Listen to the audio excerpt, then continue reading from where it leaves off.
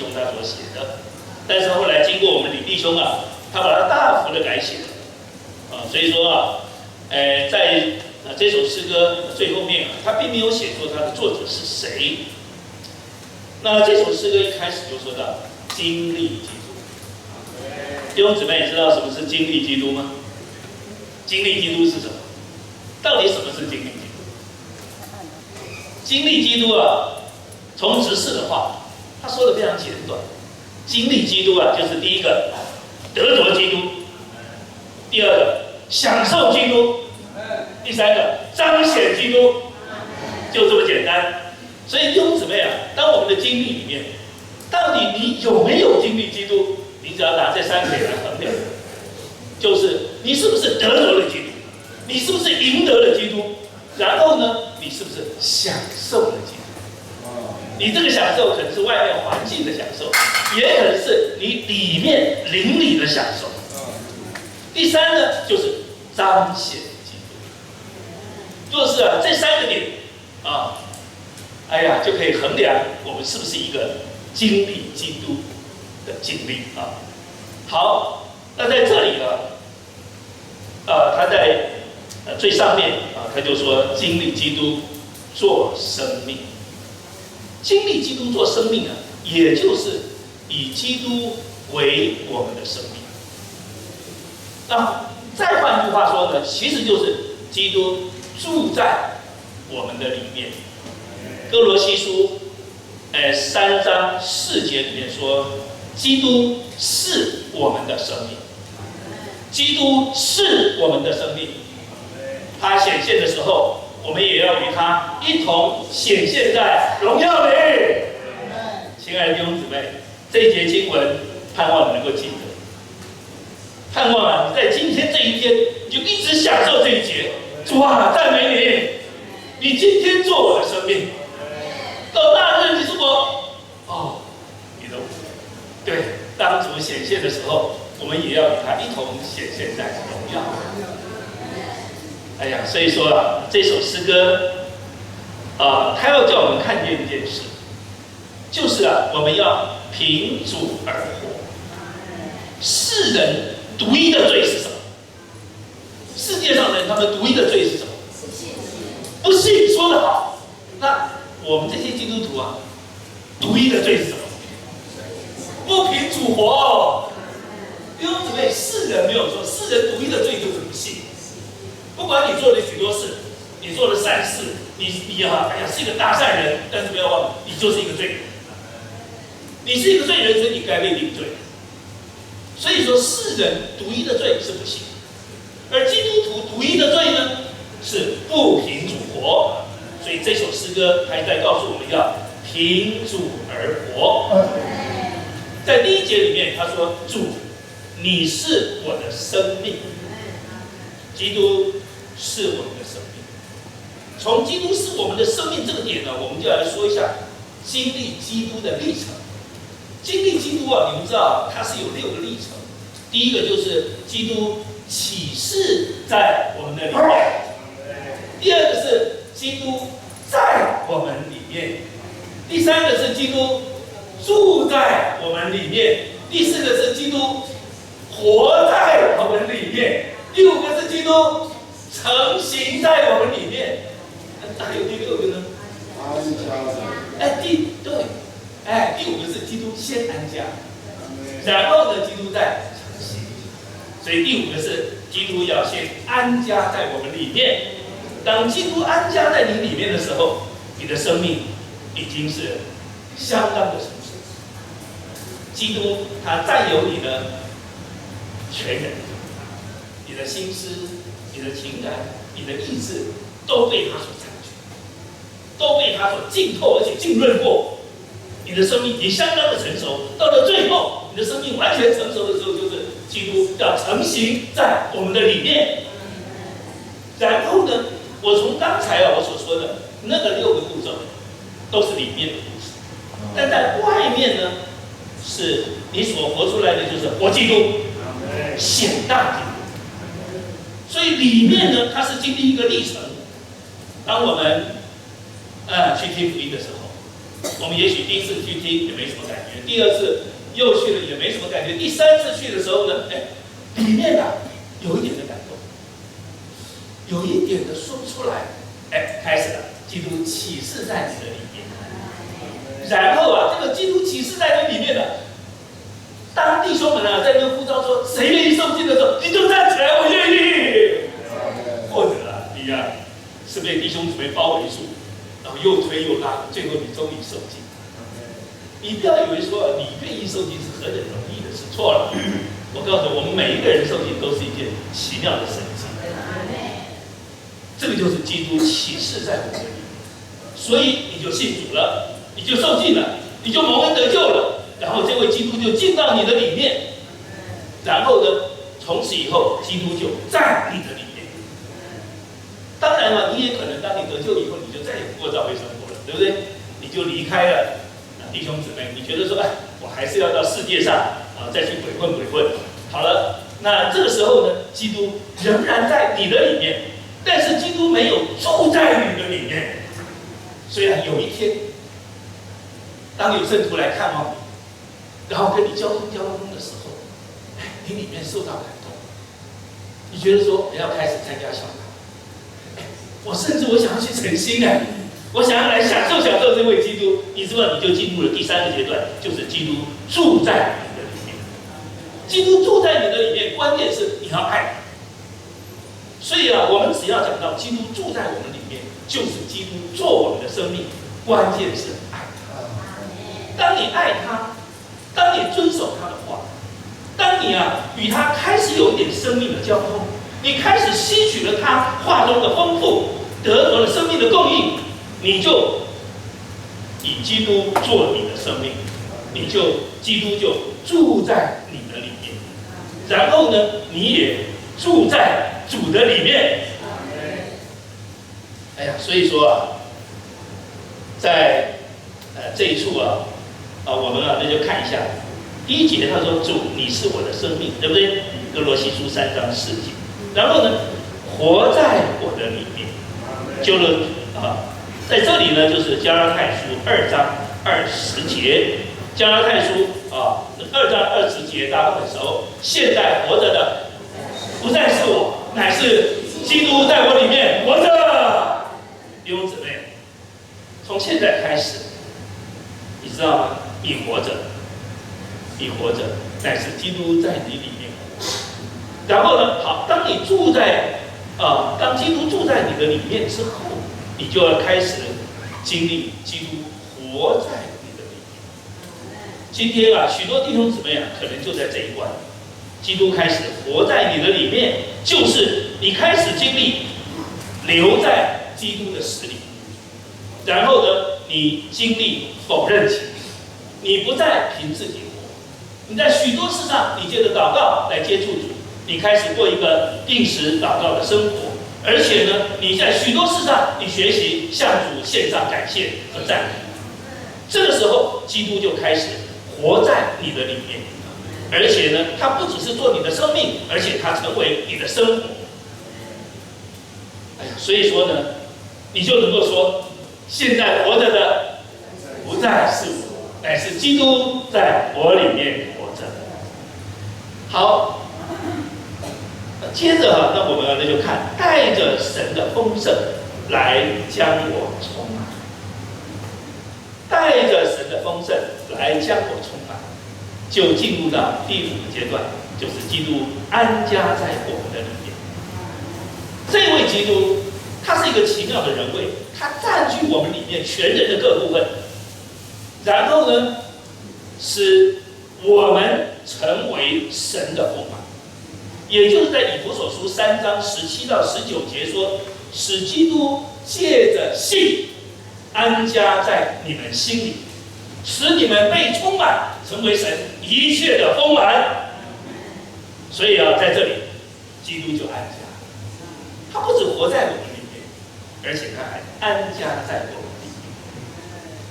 最后第6个步骤，就是他成形，基督成形在我们里面。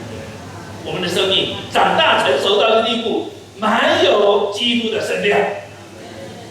哎呀，所以说啊，这首诗歌实在是一个真理性非常强的诗歌啊，在这里啊，我们就看见我们要以基督做我们的生命，让基督住在我们的里面。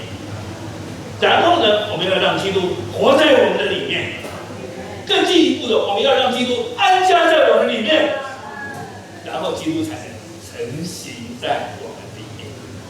所以第一节弟兄姊妹，从此以后你要过一个凭主而活的生活，从爱主开始，你爱他，就开始进入了第一节。你爱他，你才能够以他做你的生命。然后呢，你开始接触他的话，你遵守他的话，你才能够开始让基督住在你的里面。然后进入第二节，我们来看一下，你这生命流通，我就蒙光照了。在这一节呢，其实就说出生命的交通。我们这一生都要活在生命的交通里，生命的流通。我盼望弟兄姊妹能够就是把它抄下来。生命的流通其实就是约翰一书第一章2到3节。我们将那永远的生命传于你们，使你们也可以与我们有交通。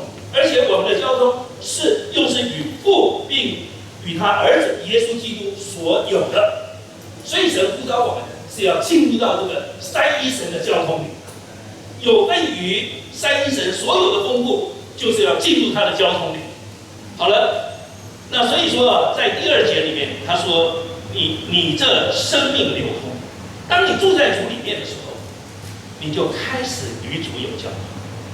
然后呢，在约翰一书的第1章的5到7节就讲说，神就是光，在它里面毫无黑暗。但我们若在光中行，如同神在光中，就彼此有交通。这个交通的结果带来什么呢？他儿子耶稣的血也洗净我们一切的罪。所以在这里，生命的交通就带来宝血的洗净。当我们在光中的时候，我们自然向主悔改，我们向主认罪，然后呢，我们就蒙主的洗净。哎呀，所以说我们从此以后，我们是一个常常活在光中的人。所以为什么我们的成全说操练灵的第一步，弟兄姊妹，操练灵的第一步是什么？操练灵的第一步是什么？呼求主名弟兄姊妹，我们经过成全之后，我们要搞清楚，操练的第一件事就是对付良心，知道吗？是对付良心。请问灵的3部分，弟兄姊妹再复一下，灵的3部分，第一个是，第二，第三，对第一个就是良心。所以为什么我们在办理成全，他要讲对付良心？因为这个是我们操练灵的基础。如果你的良心没有什么感觉，你一天到晚呼求主名，弟兄姊妹，我只怕一件事，主耶稣他有一天他见到我会说，你一直喊说主啊主啊，但是我不认识你。弟兄姊妹要注意，要操练有一个无愧的良心，清洁的良心。甚至像我们的弟兄所说的，你知道，他去参加他到弟兄姊妹家，他去拿一张面纸的时候，他抽了2张，他都有感觉。我在家里面我只抽1张，我怎么来这边抽2张？他把另外1张又放回去，照他生命的度量。我们都需要学习来对付良心。好了，所以弟兄姊妹不要忘记操练灵的第一步是对付良心。所以为什么我们的半日班到了我们第2节课的后半，要特别讲对付良心的事，因为开始进入我们的灵里。灵里面最基本的就是良心的感觉。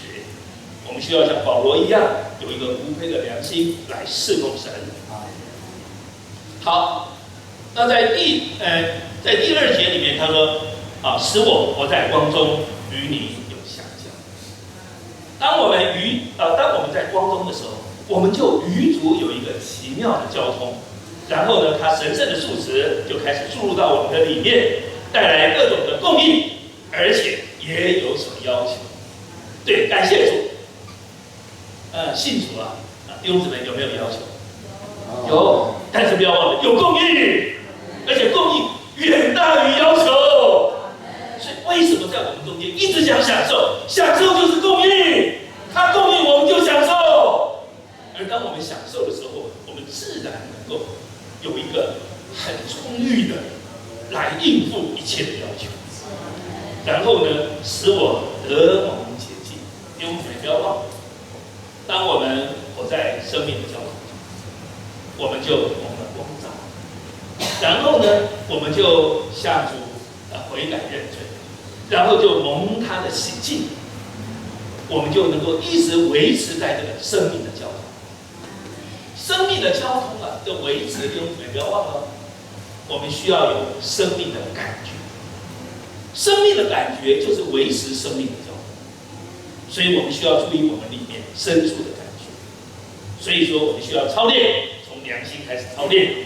然后呢，第3节我们来看一下，你是纳灵并行，像膏油涂抹，也就是纳灵的膏抹，对不对？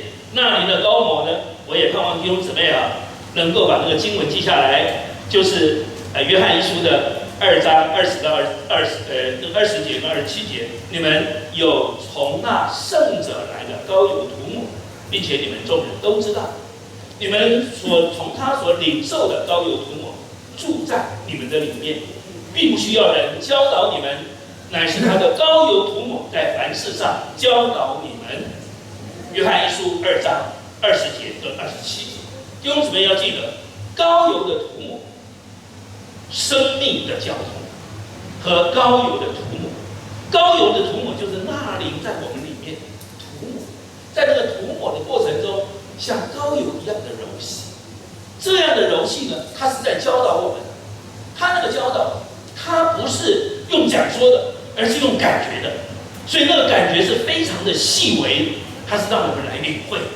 它教导我们，并且将神圣的素质、神圣的成分涂抹在我们的里面。所以经过它的膏抹之后呢，基督在我们里面就加多，三神的成分在我们里面就加多了。哎呀，实在是，哎呀，我们到底今天我们所得着的是什么？我们所得着的是那个永远的生命，是那个独一的活的人位。这个美妙的人位呢，它要与我们有甜美的交通，而且呢，它又成为纳灵在我们一直的涂抹我们，让我们经历一个滋润，经历一个甜美，经历一个，他那个教导不是外面，他那个教导是里面是柔细的。好了，那从第4节开始呢，我们来看一下。第4节开始他说：“你的生命成分就成为我的丰富。”每一次我们只要看到丰富，对吧？我们要立刻联想到享受。对，基督的丰富要成为我们的享受。然后呢，时常将我们滋润，滋润也要连于浸透。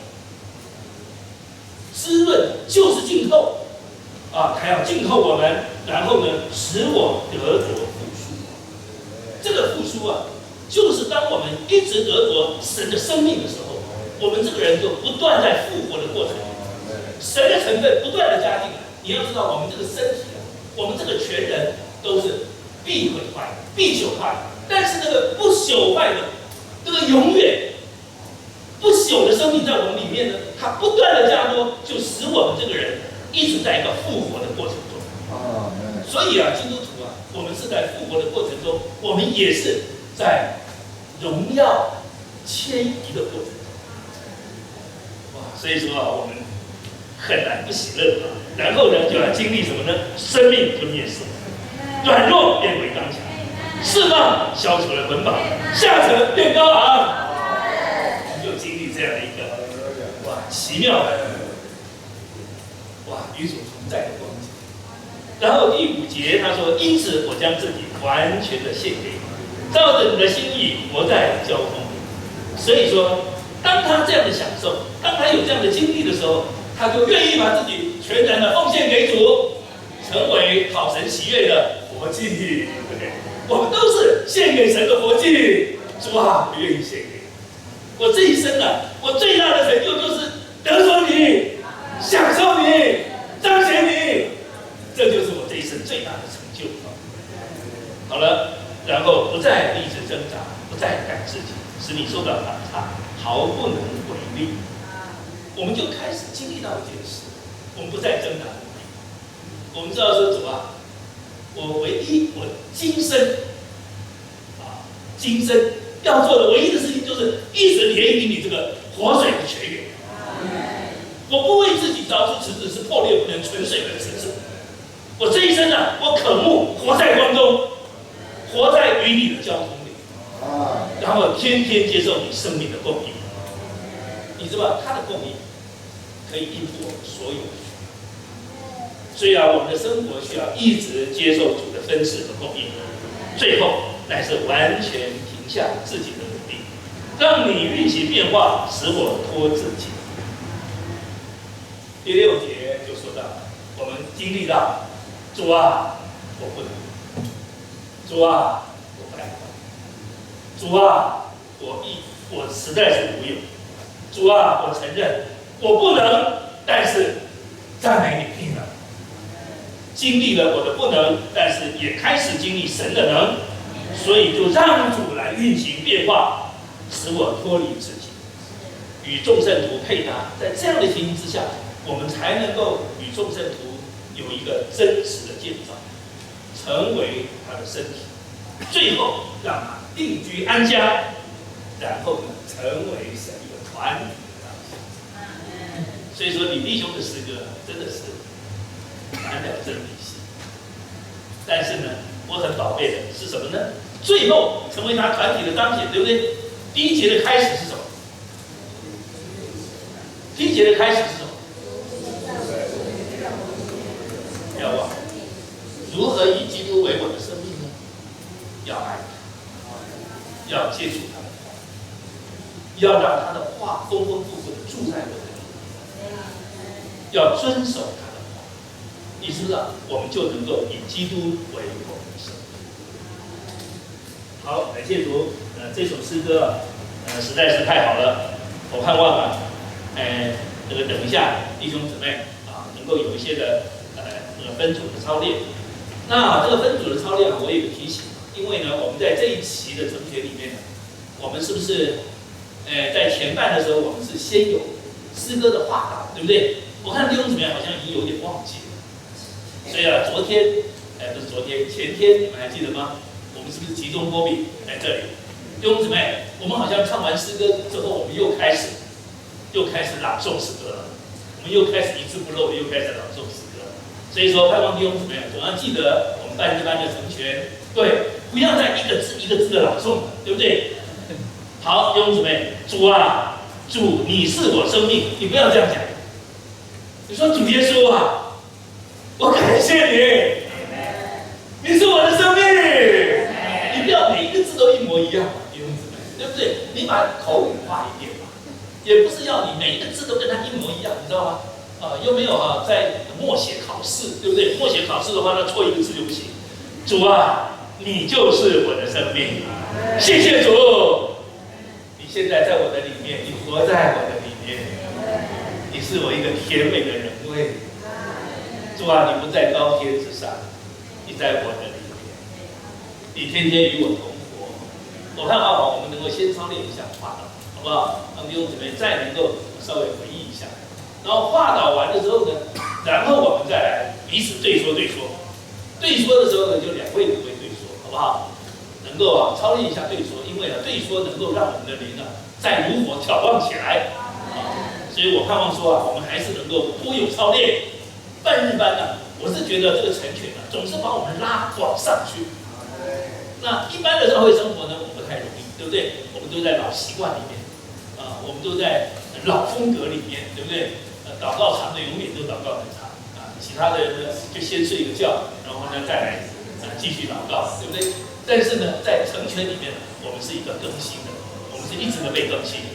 所以说，感谢主，成全就是带我们上到高山，得着启示，然后呢，我们上山看一下，下山呢，